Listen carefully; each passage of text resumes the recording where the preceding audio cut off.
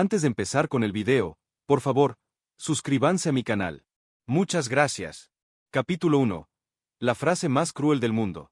Hay frases que no suenan violentas hasta que te rompen por dentro. No tienen gritos, no tienen insultos, no tienen sangre. A veces vienen dichas con una voz tranquila, profesional, casi amable. A veces llegan acompañadas de una bata blanca, una carpeta cerrada y el olor insoportable a desinfectante frío. A veces solo dicen, pueden volver a intentarlo el próximo ciclo. Eso fue lo que el doctor dijo. Y juro por todo lo que todavía me dolía en el pecho que hubiera preferido que me gritaran algo peor. La clínica de fertilidad quedaba en el piso 12 de una torre de cristal donde todo era blanco, gris y azul pálido. Hasta el cielo, detrás de las ventanas, parecía haberse puesto de acuerdo con la estética del lugar. Una tarde helada, nubes bajas, ciudad lavada en tonos de plomo y neón. El aire adentro olía a alcohol médico, a papel nuevo y a esa falsa limpieza que nunca consigue esconder del todo el miedo humano. Yo estaba sentado en una silla demasiado recta, con las manos cerradas sobre mis rodillas, tratando de no temblar. No estaba funcionando. Mi nombre es Gael Navarro. Omega, 28 años, ilustrador freelance, esposo legal y emocionalmente profundamente enamorado de un alfa que tenía la mala costumbre de parecer una tormenta incluso cuando solo estaba respirando. Mi alfa se llamaba Darío Varela. 32 años. Alfa dominante. Director financiero de media empresa farmacéutica que yo odiaba por principio, aunque él siempre juró que su división era la menos moralmente ambigua. Alto, hombros anchos, traje oscuro impecable incluso después de 3 horas en una sala de espera, el cabello negro cayéndole sobre la frente y esos ojos grises que en ciertos ángulos parecían azul petróleo. Sentado a mi lado, Darío no se movía. Pero yo conocía sus silencios. Y ese no era el silencio tranquilo del hombre que está pensando. Era el silencio rígido del hombre que estaba sosteniendo algo demasiado pesado para dejarlo caer en un cuarto ajeno. El doctor siguió hablando. Explicó números. Niveles hormonales. Probabilidades. Respuesta fisiológica. Ajustes de protocolo. Nuevas ventanas fértiles. Nuevos intentos. Todo con esa voz clínica que cree estar ayudando porque evita la emoción, cuando en realidad solo te deja sangrando sin testigos. Yo escuché una parte. Luego otra. Después nada. Porque en algún punto entre la implantación no progresó y estadísticamente siguen teniendo muy buenas posibilidades, mi cabeza dejó de traducir palabras y empezó a llenarse de ruido. No había llegado a término, no era un cachorro, no era todavía pérdida gestacional avanzada, como seguramente lo habría clasificado alguien más técnico. Pero para mí sí había sido algo. Una esperanza. Una pequeña luz. Una posibilidad que, por unas cuantas semanas, me dejó caminar distinto por el departamento. Comer distinto. Dormir con una mano sobre el vientre aunque todavía no hubiera nada que tocar de verdad. Sonreír como idiota cada vez que Darío me miraba desde la cocina y bajaba la vista, casi con reverencia, hacia mi abdomen. Habíamos comprado nada, habíamos dicho poco. Nos habíamos permitido soñar apenas. Y ahora un hombre de bata blanca nos estaba explicando con voz amable que siempre podíamos volver a intentarlo. Como si lo nuestro fuera una contraseña mal escrita. Como si el cuerpo no recordara. Como si el corazón supiera obedecer estadística. ¿Tienen alguna pregunta?, preguntó el doctor al final. Yo no levanté la vista. No porque no tuviera preguntas. Tenía demasiadas. ¿Por qué mi cuerpo sí pero no? ¿Por qué tan cerca? ¿Por qué otra vez nosotros? ¿Por qué todos siguen actuando como si la esperanza fuera un recurso renovable? No dije nada. Darío tampoco. Y eso me sorprendió, porque él siempre tenía algo que preguntar. Algún dato, algún detalle, una precisión. Era de esos alfas que controlan el mundo reuniendo información suficiente para no dejarse aplastar por él. Pero esa tarde no preguntó. Solo dijo. Entendido. Con una voz tan controlada que me dieron ganas de llorar ahí mismo. Odié eso. Odié al doctor. Odié el consultorio. Odié las paredes demasiado blancas. Odié las carpetas transparentes en el escritorio. Odié el cuadro abstracto azul sobre la pared porque parecía haberse pintado con tristeza esterilizada. Odié a Darío un segundo por sonar tan entero cuando yo me estaba deshaciendo. Luego recordé cómo tenía la mano izquierda cerrada sobre la pierna, tan fuerte que los nudillos ya se le veían pálidos. Y entendí que no estaba entero. Solo estaba siendo alfa en un sitio que le había enseñado que los alfas no se rompen primero. Nos levantamos. Agradecimos. Salimos. Todo en automático. El elevador tardó siglos. Yo me quedé mirando la puerta de acero reflejando una versión fantasma de nosotros dos.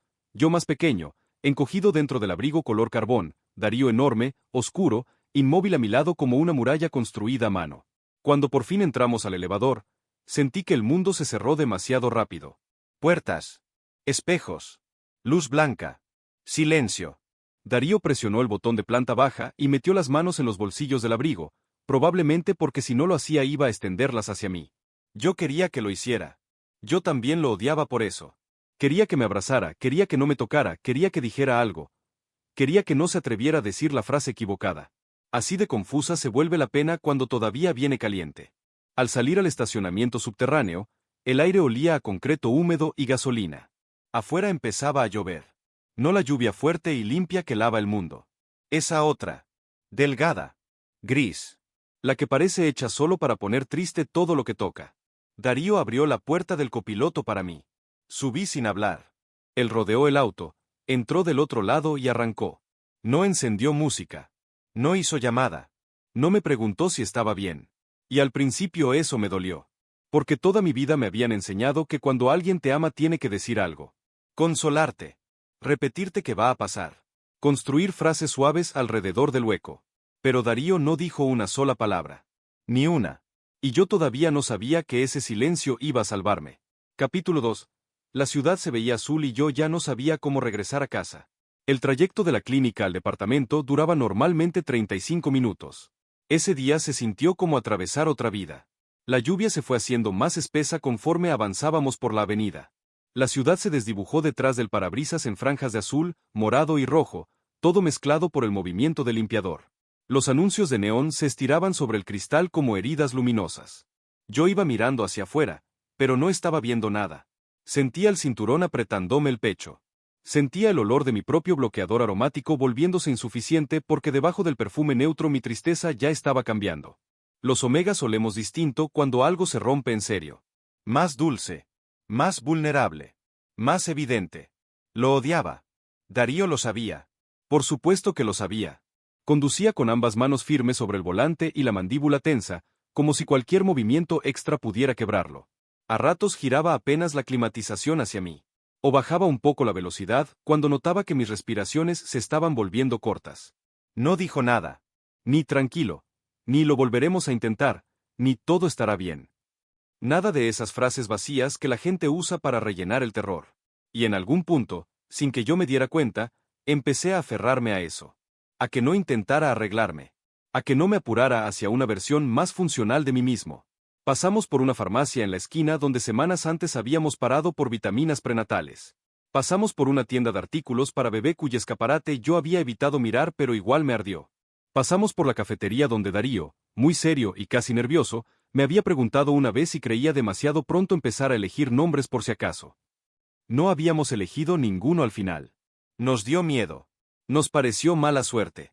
Ahora me preguntaba si eso no era el cuerpo sabiendo antes que nosotros. Llegamos al departamento cuando ya casi anochecía. Vivíamos en el piso 20 de un edificio de ventanales enormes y cocina abierta, todo decorado en tonos oscuros porque Darío decía que el mundo ya tenía demasiadas superficies blancas queriendo parecer puras. A esa hora, con la lluvia encima y la ciudad encendiéndose abajo, la sala estaba bañada en azules profundos y reflejos violetas. Él estacionó. Apagó el motor. Y por primera vez en todo el trayecto me miró. No me preguntó nada. No intentó leerme en voz alta. Solo me miró con una atención tan completa que sentí el primer desgarro real del día. Porque ahí estaba todo. Su propio dolor, su rabia contra el doctor, el miedo de tocarme mal, la necesidad de sostenerme, la disciplina brutal con la que se estaba conteniendo para no imponer consuelo donde quizá yo todavía no podía recibirlo. Yo bajé la vista. Abrí el cinturón. Entonces la mano de Darío se movió. No rápido. No posesiva. Solo cruzó la distancia entre los dos y se quedó abierta, quieta, sobre la consola central. No tocándome todavía. Esperando. Darío siempre hacía eso cuando la situación era demasiado delicada. Nunca asumía que el amor le daba derecho automático al cuerpo del otro, ni siquiera después de 4 años de matrimonio, 2 lazos ceremoniales y una vida entera compartiendo camas, comida y rutinas. Esperó. Yo respiré hondo. Puse mi mano sobre la suya. Sus dedos se cerraron de inmediato. Fuertes. Cálidos. Exactos. Eso fue todo. No beso. No discurso. No alivio instantáneo. Solo su mano alrededor de la mía mientras la lluvia golpeaba el techo del auto y la noche empezaba a tragarse la ciudad. Subimos. La puerta del departamento se cerró detrás de nosotros con ese sonido grave que siempre me había parecido hogar. Yo di 3 pasos hacia la sala y me detuve. No sabía qué hacer después. Quitarme el abrigo me parecía un acto ridículo de normalidad, ir al baño, obsceno, sentarme, imposible hablar, más imposible todavía. Darío dejó sus llaves en la consola de la entrada, se quitó el saco y lo colgó con movimientos lentos, casi ceremoniales. Luego se acercó. Otra vez sin tocarme. Otra vez deteniéndose a un palmo de distancia.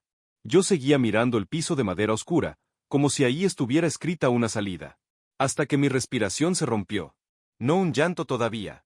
Solo ese primer tirón traicionero del pecho que anuncia que ya no vas a poder sostenerte mucho más.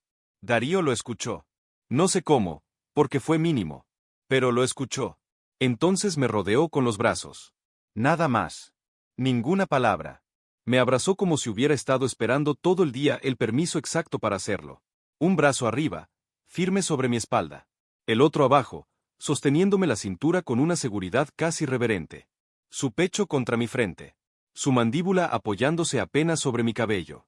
El olor de su feromona llenándolo todo, cedro húmedo, noche, humo frío, una nota de café oscuro que siempre aparecía cuando estaba agotado. Y yo me derrumbé.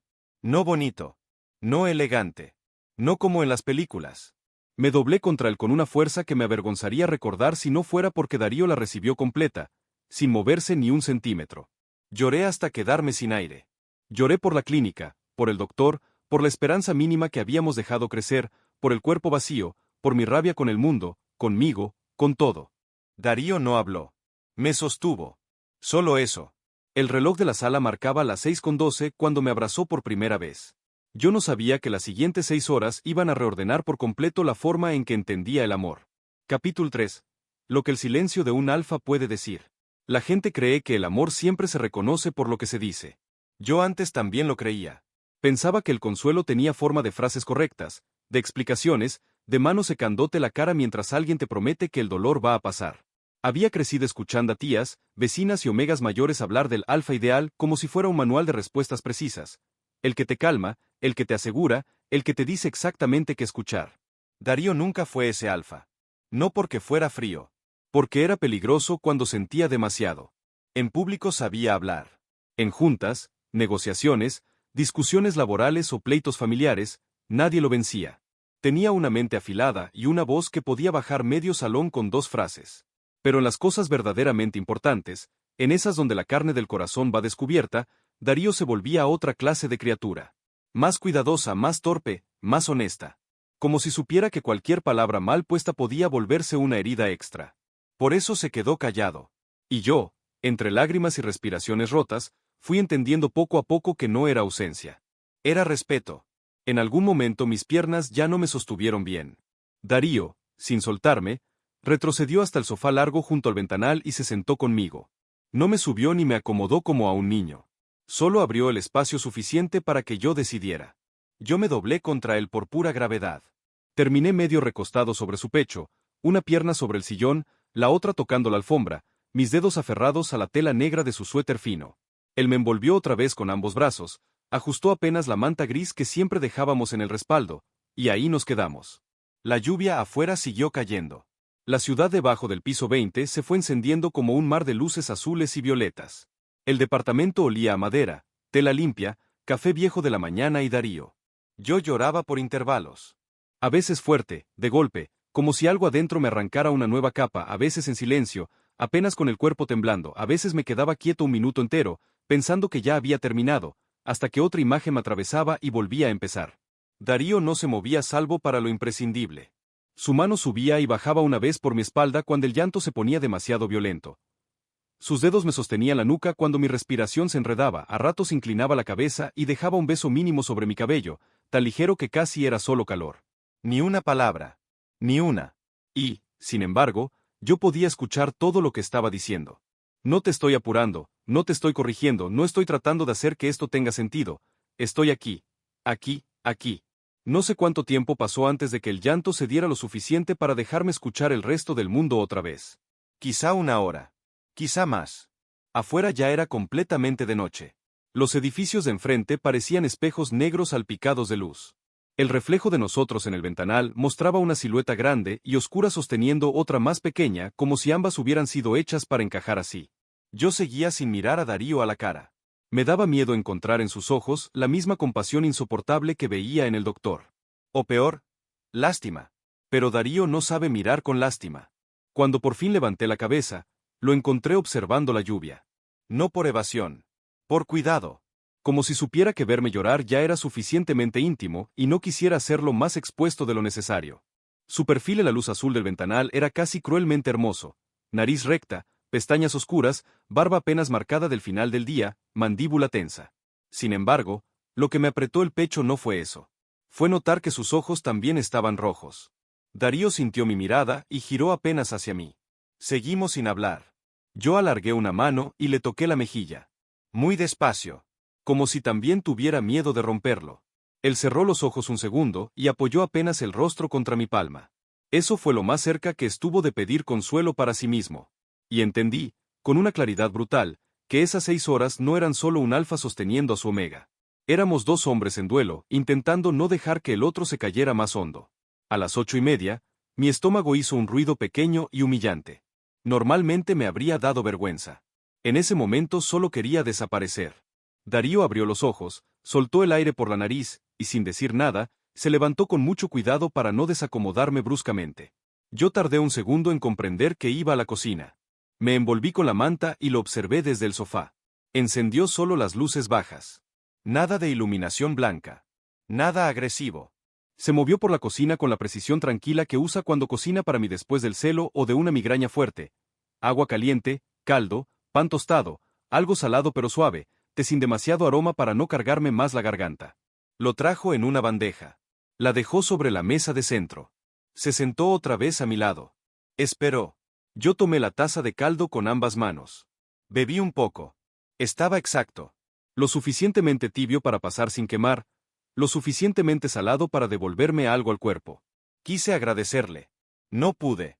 Me volvió a ganar el llanto, más silencioso ahora, apenas una falla del aire. Darío me quitó la taza con cuidado antes de que la tirara y me atrajo de nuevo contra él. Seguía sin hablar. Y, contra toda lógica, eso ya no me desesperaba. Me estaba enseñando algo que nunca nadie me había dado de esa manera. Que a veces amar no es encontrar la frase correcta. A veces es resistir contigo el cuarto vacío. Capítulo 4. No era la primera vez que el mundo me decía inténtalo otra vez. Hay historias que empiezan a doler mucho antes del día en que se rompen del todo. Lo nuestro con la fertilidad nunca fue simple. Yo había pasado media vida escuchando versiones contradictorias sobre lo que era un omega correcto. En la universidad, cuando decidí dedicarme a la ilustración en vez de buscar un puesto estable apto para formar familia, hubo quien torció la boca. Cuando me casé con Darío, más de una persona asumió que el siguiente paso sería inmediato. Ustedes iban a querer cachorros pronto. No. Con esos genes, qué desperdicio esperarse. A un alfa como él se le nota que nació para proteger una camada. Como si mi cuerpo fuera una extensión narrativa de su biología. Como si la intimidad pudiera calendarizarse desde afuera. Nosotros no lo intentamos enseguida. Primero quisimos vivirnos. Aprender el departamento, las rutinas, la forma en que Darío dejaba el café listo para mí desde las 6 aunque él saliera hasta las 8, la manera en que yo llenaba su estudio de dibujos, tazas, cables y caos visual que él fingía odiar pero acomodaba con cuidado casi todos los días. Luego empezamos a hablar de ello. Lento. Con miedo. Con ganas también. Nunca fui de esos omegas que soñaban con cachorros desde adolescentes, pero sí me descubrí imaginando cosas ridículamente pequeñas. Una cobija doblada en el sillón, mini calcetines perdidos en la secadora, Darío cargando algo diminuto con la misma solemnidad con la que carga contratos millonarios. Lo intentamos primero solos. Meses. Nada. Después estudios. Rutinas. Vitaminas. Calendarios. Inyecciones. Temperaturas basales. Pruebas que convertían mi cuerpo en expediente y nuestra cama en laboratorio.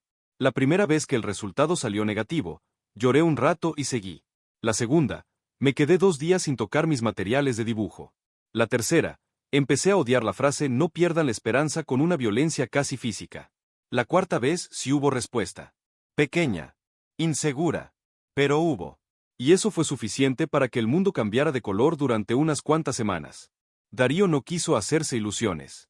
Lo sé porque repetía cada dato médico como conjuro de prudencia. Todavía es pronto, hay que esperar, no adelantemos nada. Pero luego lo encontraba mirando mi vientre con una ternura tan desarmada que ni él mismo podía sostenerla mucho tiempo. Una noche me desperté y lo vi sentado a mi lado, en la penumbra azul del cuarto, leyendo un artículo sobre sueño infantil. Ni siquiera sabemos si esto va a seguir, le dije, con voz todavía ronca de sueño. Él levantó la vista, atrapado. Ya sé. Entonces, ¿por qué estás leyendo eso? Darío cerró el teléfono y lo dejó boca abajo.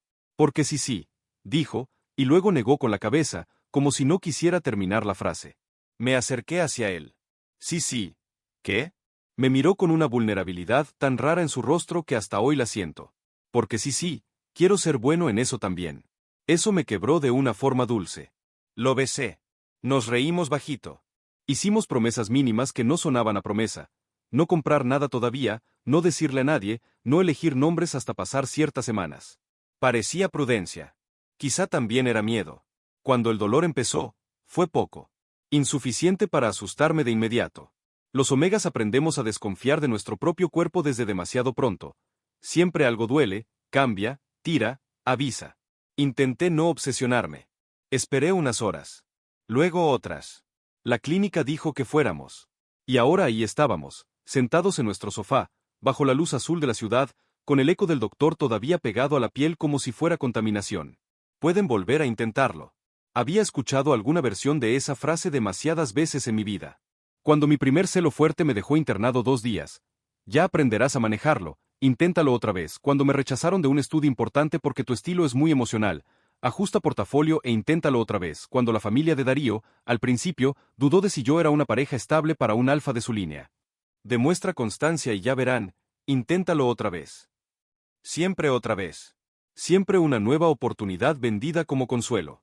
Pero nadie habla del desgaste. Nadie habla del costo de recoger partes de ti que ya salieron heridas del intento anterior. Me acurruqué más contra Darío. Él me cubrió mejor con la manta. Ni entonces habló. Y de pronto entendí que, en un mundo lleno de personas empujándote hacia el siguiente intento, el silencio de Darío estaba haciendo algo radical. Me estaba dejando llorar por completo. Sin plan. Sin estrategia. Sin mañana vemos. Solo dolor. Solo presente. Solo esa noche. Capítulo 5. Mi alfa no sabía consolar como los demás, y por eso nunca me mintió. Mi mamá decía que los alfas muy silenciosos daban miedo. No sabes por dónde vienen, repetía. Luego conoció a Darío y cambió la frase por otra peor. Ese no da miedo. Ese intimida hasta las paredes. No estaba del todo equivocada.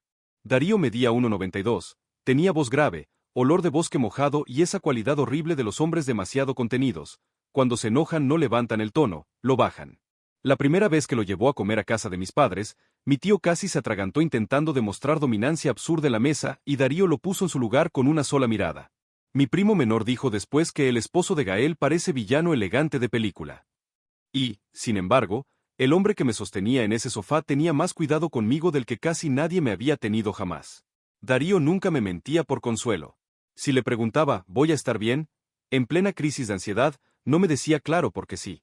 Me decía voy a quedarme hasta que lo estés. Si yo salía de un celo particularmente agotado preguntando, estuve insoportable, no respondía con falsa dulzura. Decía sí, un poco, pero yo también cuando me da fiebre y no por eso te dejo. Si una pintura mía no estaba funcionando y yo le pedía opinión, jamás fingía entusiasmo vacío. Se sentaba a verla conmigo, señalaba lo que le parecía poderoso y luego preguntaba, siempre preguntaba, si yo estaba dispuesto a escuchar lo que todavía no respiraba bien en la pieza. Era brutalmente honesto. Y por eso mismo, cuando callaba, yo sabía que no era porque no sintiera. Era porque sentía demasiado. Cerca de las 9 de la noche me quedé sin lágrimas. No porque hubiera terminado. Solo porque el cuerpo ya no tenía más agua que ofrecer sin colapsar. Darío me llevó la taza de té a las manos. Manzanilla con algo cítrico muy tenue. Mi favorito para después de llorar. Yo bebí despacio mientras él me observaba lo justo, sin invadirme. La sala estaba casi a oscuras. Solo las luces de la cocina y el reflejo de la avenida subían en azul y púrpura hasta el ventanal. La lluvia seguía, ahora más calma.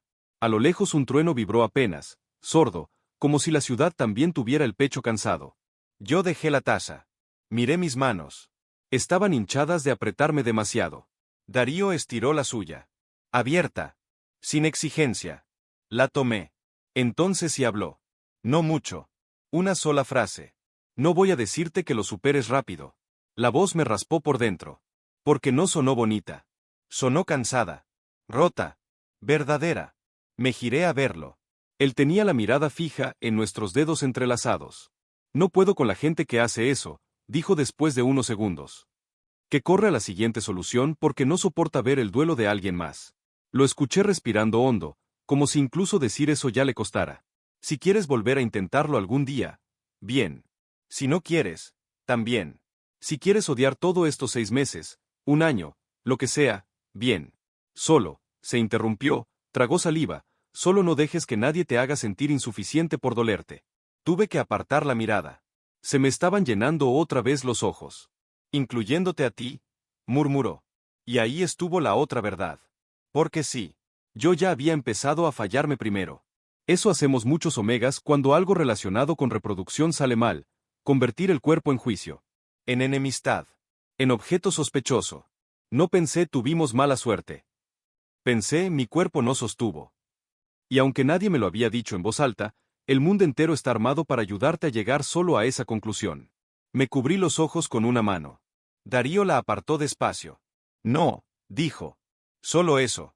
No. Como negando la idea antes de que se hiciera costra. Lo miré. Sus ojos tenían esa intensidad terrible que solo aparece cuando está a punto de decir algo que lleva demasiado tiempo guardando. Hay cosas que no pudimos salvar, murmuró. Pero no voy a dejar que te conviertas en una de ellas. La frase me atravesó de lado. Y, como si me hubiera leído el miedo específico en la respiración, Darío alzó una mano y la apoyó sobre mi abdomen. No con deseo. No con pérdida. Con una ternura tan grave que me estremecí. Tu cuerpo no me falló, dijo. Tu cuerpo luchó. Hasta donde pudo. No vuelvas a hablarme de él como si fuera el enemigo. Ya no pude sostenerme. Volví a llorar. Más despacio. Callado. Y Darío volvió a abrazarme, igual que antes, como si supiera exactamente cuánto peso puede cargar un cuerpo amado antes de pedirle al mundo que espere. Capítulo 6. La gente siempre tiene algo que decir. Y yo empecé a odiarlos a todos. A las 10:15 sonó mi teléfono. No quería verlo. Sabía perfectamente quién podía ser. Mi mamá, preguntando, ¿cómo salió todo? Con esa falsa suavidad que significa dime rápido para ajustar mis expectativas. Mi prima Nerea, que llevaba 2 meses mandándome videos sobre remedios hormonales dudosos. O peor, la mamá de Darío, que aunque me quería de verdad tenía una forma insoportable de ser práctica cuando el dolor no le estaba ocurriendo a ella. El celular vibró otra vez sobre la mesa. Darío estiró el brazo y lo puso en silencio sin mirar la pantalla. Ni me preguntó. Ni sugirió contestar. Yo cerré los ojos. Gracias.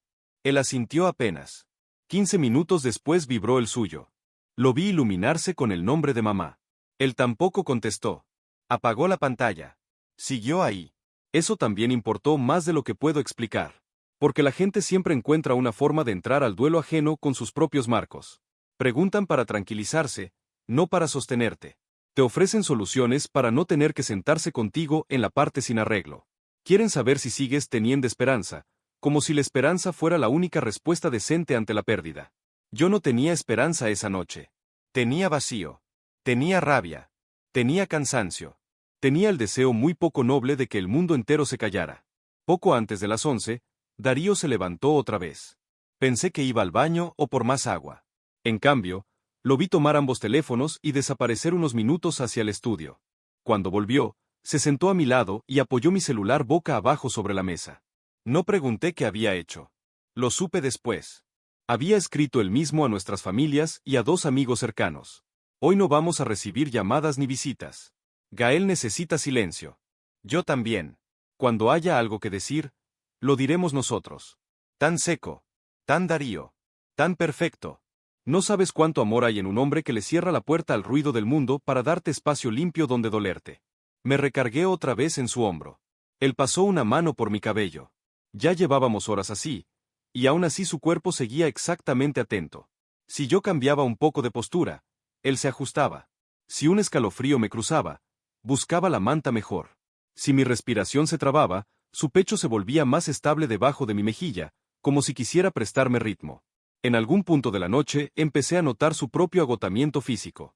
La rigidez en la espalda, el brazo entumido por sostenerme demasiado tiempo. La manera en que movía apenas los dedos antes de recolocarlo sobre mí.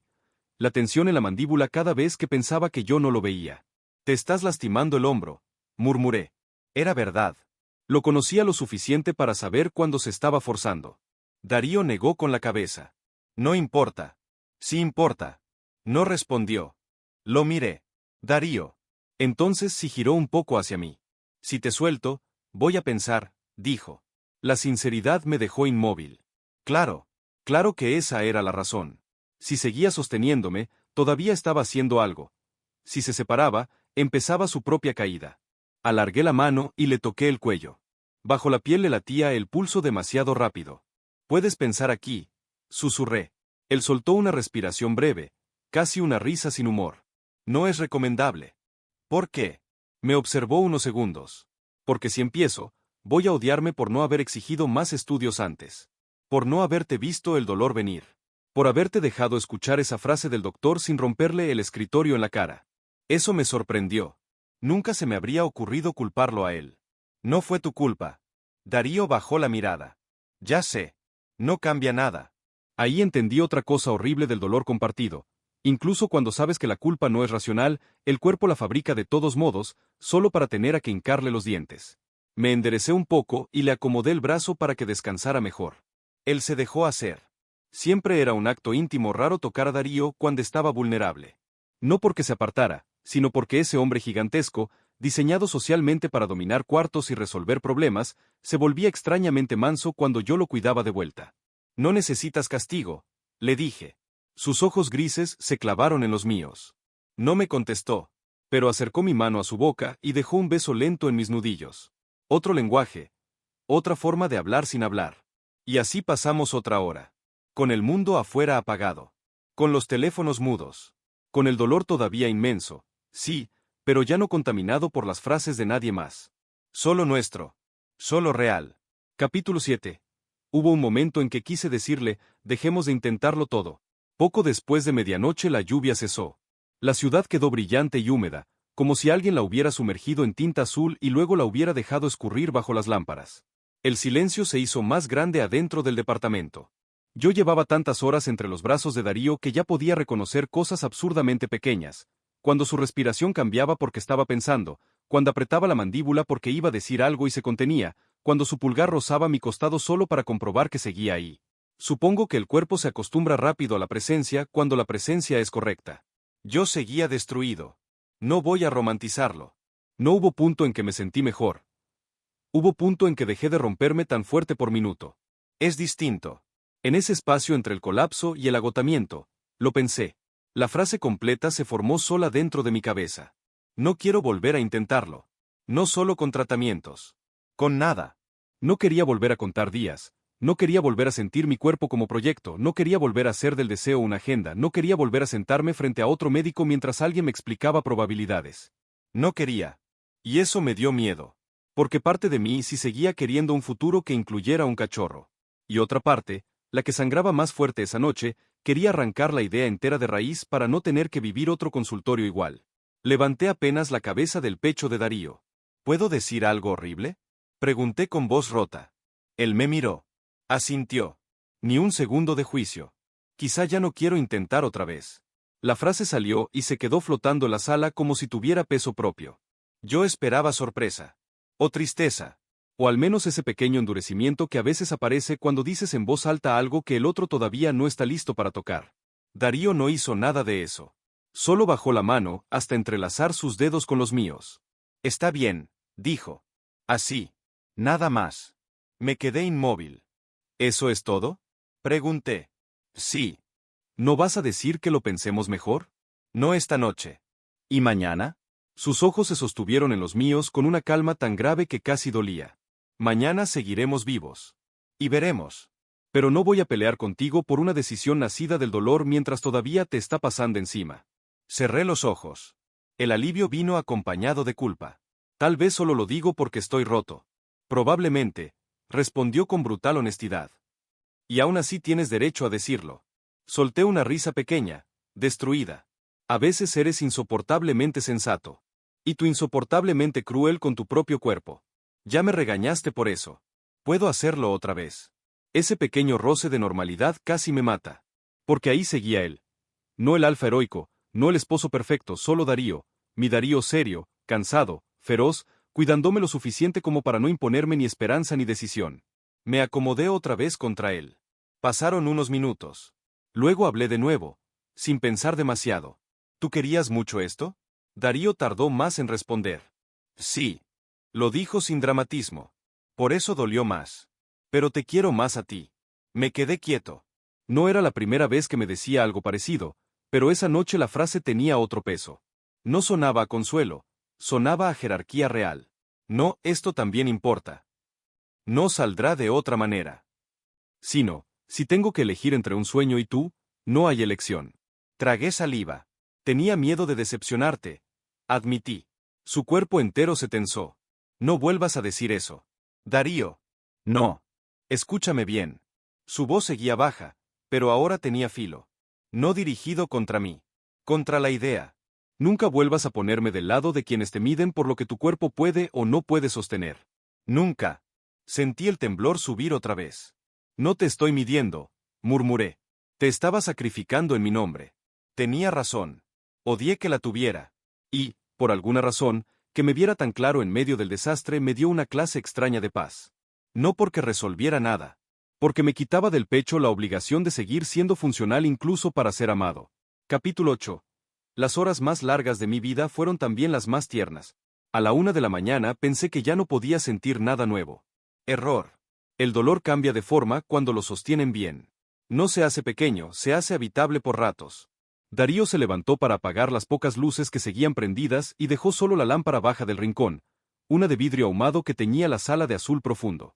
Luego regresó con una almohada extra, la puso a un lado y me ayudó a recostarme mejor sin despegarse del todo. Terminamos acomodados de una forma medio ridícula, yo a lo largo del sofá, él sentado en la esquina con la espalda apoyada y una pierna doblada sobre el cojín para sostenerme sin aplastarme. Mi cabeza seguía sobre su pecho, ahora más cerca de su corazón. Su brazo derecho bajo mis hombros. La manta gris cubriéndonos hasta la cintura. Si alguien nos hubiera visto, habría pensado que llevábamos toda la noche sin movernos. No sería mentira. Lo que nadie habría entendido es que en esas pequeñas adaptaciones había una forma de cariño inmensa. Cada vez que yo respiraba mal, Darío cambiaba mínimamente su postura para no cortar el ritmo. Cada vez que el frío me rozaba los pies, me cubría mejor. Cada vez que mi mano se cerraba sobre su ropa, él soltaba un poco más de feromona para estabilizarme, apenas lo suficiente. Nunca me invadía. Nunca usaba su condición de alfa para arrastrar mi cuerpo a un estado químico que yo no hubiera elegido. Eso también es amor, aunque nadie lo escriba bonito. A la 1:40 y tantos me quedé dormido unos minutos. Lo sé porque desperté sobresaltado, con el cuerpo contrayéndose alrededor de una ausencia soñada que no quiero describir ni ahora.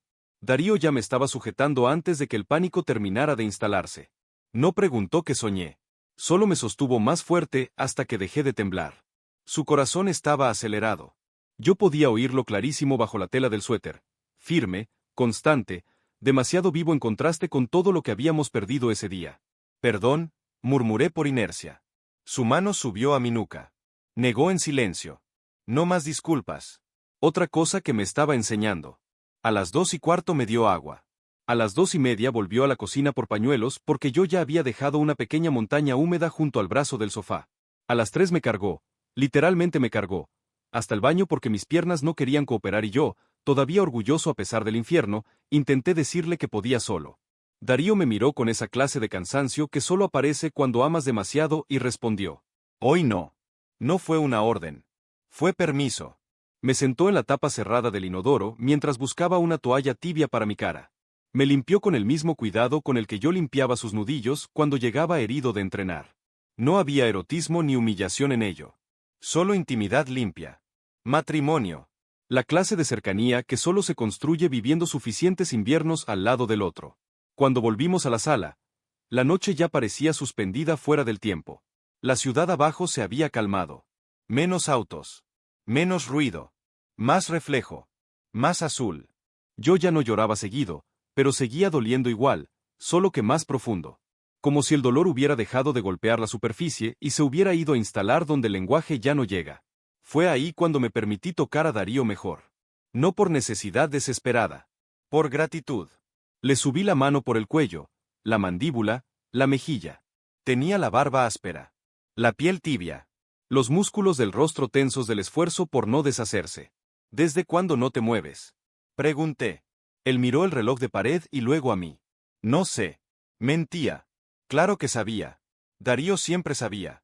No quería decirlo porque convertir las horas en número las volvía más solemnes, más visibles. Tienes la espalda hecha piedra, murmuré. Vale la pena. Lo dijo sin dudar. Casi me reí de puro dolor. Qué ridículamente alfa suena eso. La comisura de su boca subió apenas. Lo soy. Y ahí, entre la 1 y las 3 de la mañana, con los ojos hinchados y la ciudad convertida en un océano oscuro detrás del cristal, todavía encontramos espacio para una sonrisa pequeña. No arregló nada. Pero lo hizo respirable. Capítulo 9. Su silencio no era vacío. Era una promesa. Las horas más íntimas de una relación no siempre son las más bonitas. A veces son las más feas. Las que huelen a té frío, a lágrimas secas y a cansancio humano. Las que ocurren sin maquillaje, sin música, sin frases memorables, mientras el resto del mundo duerme y tú solo estás intentando no romperte peor delante de la única persona a la que le confiarías verte así. Poco antes de las 4, Darío habló otra vez. No mucho. Estoy aquí. Eso fue todo. Y quizá a cualquier otra persona le parecería demasiado simple para importar. Pero después de 6 horas casi enteras sin palabras, entendí que no era relleno. Era resumen. Estoy aquí. Todavía contigo. Todavía para esto también. Lo miré. Tenía el cabello desordenado, sombras debajo de los ojos y esa expresión contenida del hombre que ya no estaba pensando en mañana ni en tratamiento ni en decisión. Solo en aguantar conmigo la madrugada. ¿Vas a seguir aquí si nunca lo intentamos otra vez? Pregunté. No era una prueba. Era miedo hablando con mi voz. Darío ni parpadeó. Sí. ¿Y si queremos y vuelve a salir mal? Sí. ¿Y si empiezo a odiar hospitales?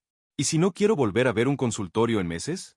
¿Y si me pongo insoportable cada vez que alguien mencione cachorros? ¿Y sí? Él me tomó la cara entre ambas manos. No fuerte. Exacto. Sí, dijo. Una sílaba. Toda una vida.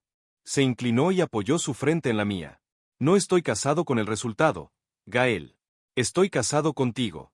Eso hizo algo irreversible dentro de mí. Porque yo se había empezado a sentir que el amor entre nosotros iba a medirse, inevitablemente, por cómo respondiera mi cuerpo ante un proyecto compartido. Aunque Darío nunca me lo hubiera exigido, el mundo sí. Y una parte de mí ya estaba dejando que esa lógica entrara en casa. Pero no. No con él. No así. Sus pulgares me secaron una humedad nueva que ya ni siquiera sabía de dónde salía. ¿Tú estás bien? Le pregunté de pronto. Tal vez fue cruel. Tal vez fue tardío. Pero necesitaba saberlo. Darío exhaló lentamente. No, respondió. La verdad, otra vez. Casi agradecí que no fingiera. No estoy bien, repitió. Solo decidí que primero ibas tú. No me gusta cuando haces eso. Ya sé. No deberías tener que esperar a que yo termine de caerme para empezar tú. Me miró con algo raro. Cansancio. Ternura. Una sombra de dolor más vieja. No estaba esperando, murmuró. Estaba cayéndome contigo. Esa frase. Dios. Esa frase todavía me abre el pecho. Porque eso era exactamente lo que había estado haciendo esas 6 horas. No sostenerme desde arriba, como quien rescata algo frágil. Sino venirse al suelo conmigo y usar su cuerpo para que el golpe contra el mundo no se sintiera tan brutal. Yo le besé la mejilla. Luego la mandíbula. Luego la comisura de la boca. Apenas. Un beso chiquito. Cansado. Sin hambre. Lleno de otra cosa. Darío cerró los ojos. Apoyó la nariz en mi sien. Su feromona cambió entonces. Apenas un poco. Menos control, más fondo. La parte de su aroma que solo aparece en casa, de noche, cuando me abraza dormido sin darse cuenta. Esa capa profunda, tibia, casi imposible de describir, que siempre me hace pensar en chimeneas apagadas y ropa recién quitada al final del invierno. No era deseo. Era pertenencia. Y me envolvió despacio, ayudando a mi cuerpo a dejar de pelear tanto con el aire. Por primera vez desde la clínica, pude imaginar un mañana que no fuera inmediatamente insoportable. No feliz. No resuelto. Solo existente. Y para esa hora, eso ya era muchísimo. Capítulo 10. Cuando amaneció, yo seguía roto, pero ya no estaba solo adentro de mí. La primera línea de amanecer apareció cerca de las 5:40. Muy tenue, un gris azulino filtrándose entre los edificios. La ciudad pasando de neón a concreto mojado. Yo me había dormitado por lapsos, siempre poco. Cada vez que despertaba, Darío seguía ahí. En la misma posición absurda. Igual de alerta. Igual de cerca. A las 6:09 miré el reloj. Hice la cuenta. 6 horas. 6 horas desde el primer abrazo. 6 horas desde que habíamos salido del consultorio y entrado a esa noche suspendida donde nadie nos exigió estar bien. Darío siguió callado. Y de pronto entendí por qué eso había sido suficiente. No porque el silencio curara, no porque el dolor se hubiera ido, no porque el amor reemplazara lo perdido, sino porque sus 6 horas mudas habían hecho algo que ninguna frase del doctor, ninguna llamada familiar y ninguna promesa optimista habría podido hacer. Me devolvieron un cuerpo habitable. Cuando alguien te sostiene así de mucho tiempo sin pedirte mejor inmediata, tu sistema entero aprende otra vez que todavía existe un lugar donde puede dejar de defenderse un rato. Me incorporé lentamente. Darío también, aunque la espalda le tronó horrible al hacerlo. Eso sonó espantoso, murmuré.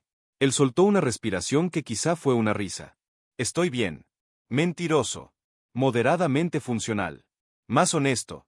Lo miré mejor con la luz del amanecer.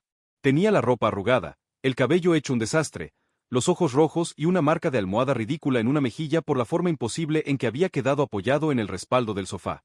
Jamás me había parecido tan hermoso. Gracias, dije. La palabra me supo pequeña. Insuficiente. Pero verdadera. Darío sostuvo mi mirada. Hubo algo muy delicado en su expresión. Algo que casi parecía alivio por oírme hablar sin romperme de nuevo. No tienes que agradecerme quedarme, respondió. Sí, un poco sí. La mayoría no sabe hacerlo. Se quedó quieto. Luego bajó la vista a mis manos. Yo tampoco sabía si iba a saber, admitió. Eso me sorprendió. ¿Qué? Quedarme así. Sin intentar arreglarlo. Sin hablar de más. Le toqué el brazo. Lo hiciste perfecto. Su mandíbula se tensó apenas. Como si el elogio le doliera más de lo que le gustaba. No perfecto, dijo. Solo no quería cometer el error de llenar tu duelo con mi necesidad de sentir que estaba haciendo algo útil. Quise besarle la boca por decir algo tan exactamente suyo. Lo hice. Fue un beso lento. Cansado. Con sabor a té viejo, madrugada y tristeza compartida. No buscó nada más. Ni yo. Solo permanecimos ahí un momento, respirándonos de cerca, como si ambos estuviéramos comprobando que el otro seguía existiendo después de esa noche. Luego Darío se puso de pie. Se estiró con una mueca mínima. Fue a la cocina. Preparó café. El mío primero, como siempre. Americano oscuro, shot extra, leche de avena aparte, apenas 2 gotas de vainilla y canela mínima. La temperatura exacta para que pudiera beberlo con la garganta todavía maltratada. Cuando me lo puso en las manos, algo dentro de mí quiso llorar otra vez. No lo hice. Solo sostuve la taza caliente y lo observé preparar el suyo. Negro, sin azúcar, demasiado fuerte, como si también quisiera castigarse un poco con el sabor. Nos sentamos frente al ventanal a ver amanecer. La ciudad abajo ya estaba despierta otra vez. Autos, vapor, primeros reflejos del sol atrapados entre edificios todavía azules por la lluvia nocturna. No teníamos plan. No hablamos del siguiente intento. No decidimos nada. Y, sin embargo, ese amanecer no se sintió vacío. Se sintió como un margen. Un borde. Un lugar desde donde quizá podría empezar algo que no tuviera prisa por llamarse recuperación. Capítulo 11. Los días después fueron feos, pero ya teníamos una forma de pasarlos. La gente no entiende los días después. Creen que el momento importante es la noticia. La sala. La frase del doctor. El llanto grande. Y ya. Como si después uno entrara automáticamente en una narrativa ascendente de aceptación, aprendizaje y esperanza moderada. Mentira. Los días después son los más tramposos. Porque ya no hay shock suficiente para anestesiarte y todavía no existe distancia para ordenar nada. Al segundo día apagué todas las notificaciones y bloqueé temporalmente a media familia. Al tercero me enojé con una influencer idiota que hablaba de manifestar maternidad omega.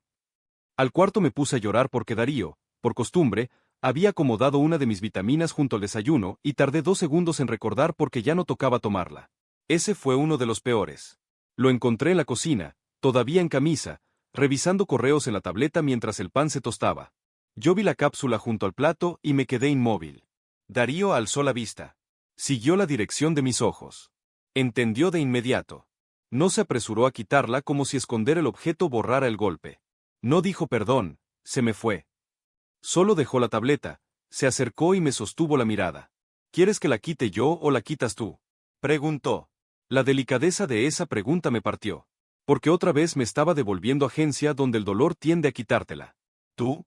Murmuré. Asintió. Tomó la cápsula. La guardó. Después volvió conmigo y me besó la frente como si incluso ese acto pequeño mereciera una ceremonia mínima. Así fueron esos días. Lentos. Feos. Reales. Darío empezó a trabajar más desde casa. No me lo anunció como sacrificio. Simplemente un día encontré su laptop instalada en el estudio compartido y cuando levanté una ceja me dijo: la oficina huele horrible y aquí estás tú. Era su manera de decir que no quería alejarse demasiado de mí todavía. Yo empecé a dibujar otra vez al quinto día, pero solo sombras, ventanales, lluvia, manos. Nada con forma completa. Darío no comentó los dibujos salvo para dejarme café y comida a horas decentes y sentarse a veces en silencio cerca, como si hubiera entendido que el lenguaje artístico también necesitaba su propia clase de privacidad. Hablamos con la clínica una semana después. O más bien habló él. Yo estaba a su lado, escuchando en altavoz mientras pedía una pausa en todo tratamiento, estudios y seguimiento que no fuera médicamente indispensable. Lo dijo con una educación tan glacial que hasta a mí me dio miedo interrumpirlo. Cuando colgó, me preguntó: ¿fue muy brusco? Lo miré. No. Fue hermosísimo. Eso sí lo hizo sonreír. Leve, pero real. Una noche, más o menos 10 días después, me animé a preguntarle algo que llevaba cargando desde aquella madrugada. ¿Por qué no me dijiste nada a esas 6 horas? Darío estaba apoyado contra la cabecera, leyendo. La habitación estaba oscura salvo por la lámpara tenue del buró y la ciudad azul detrás del ventanal. Bajó el libro. Lo pensó. Porque todo lo que se me ocurría decir sonaba falso o insuficiente, respondió al fin. Y no quería usar palabras para protegerme a mí de sentirme inútil mientras tú te estabas cayendo. Me recargué a su lado. No fuiste inútil. Él apagó la lámpara y me acercó bajo la manta. Lo sé ahora, dijo.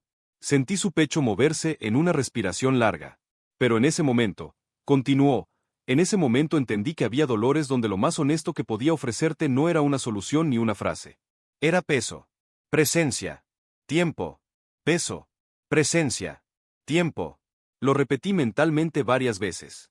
Supongo que por eso sigo recordando esas 6 horas como algo casi sagrado. No porque fueran bellas. Porque fueron exactas. Capítulo 12. El doctor dijo otra vez: pero mi alfa me enseñó que no todo lo que se ama tiene que volver a intentarse de inmediato. Pasó un mes antes de que volviéramos a mencionar el futuro sin que me diera taquicardia. Fue una noche lluviosa. Claro. Nuestro departamento siempre parecía entender mejor las conversaciones difíciles cuando la ciudad estaba envuelta en azul. Yo estaba sentado en el piso de la sala, rodeado de bocetos. Darío salió del estudio con 2 tazas de café y se sentó a mi lado. Afuera, las luces violetas de un anuncio cercano parpadeaban sobre el vidrio. La clínica escribió otra vez, dijo.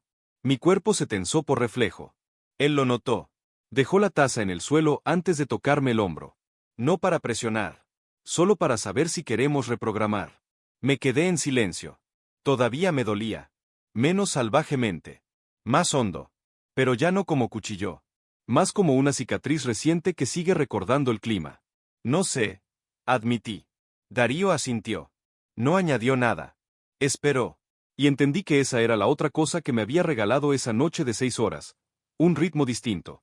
Ya no estaba obligado a responder desde el pánico, ni desde la decepción, ni desde la presión de la gente. Podía simplemente no saber. Hay una parte de mí que si quiere volver a intentar algún día, dije al fin. Y otra que siente que si entro otra vez a ese edificio me voy a deshacer en el elevador. Darío acercó su rodilla a la mía. Entonces no entramos hasta que ambas partes puedan sentarse en el mismo cuarto sin declararse la guerra. Me reí bajito. Eres insoportablemente preciso. Es mi encanto principal. No. Eso es tu café.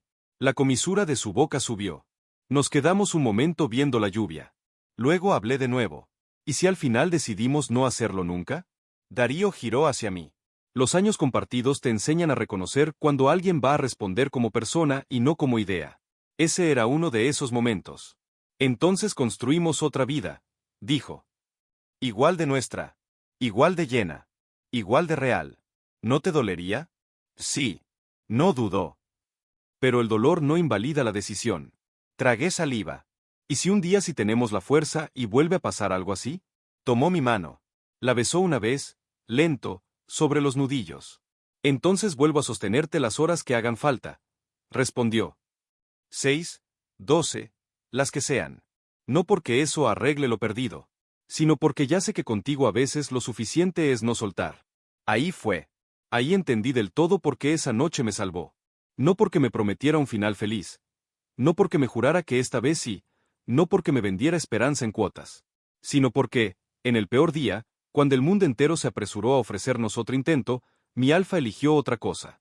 Me eligió a mí, tal como estaba roto, vacío, sin respuestas, sin ganas de ser valiente. Me eligió en presente.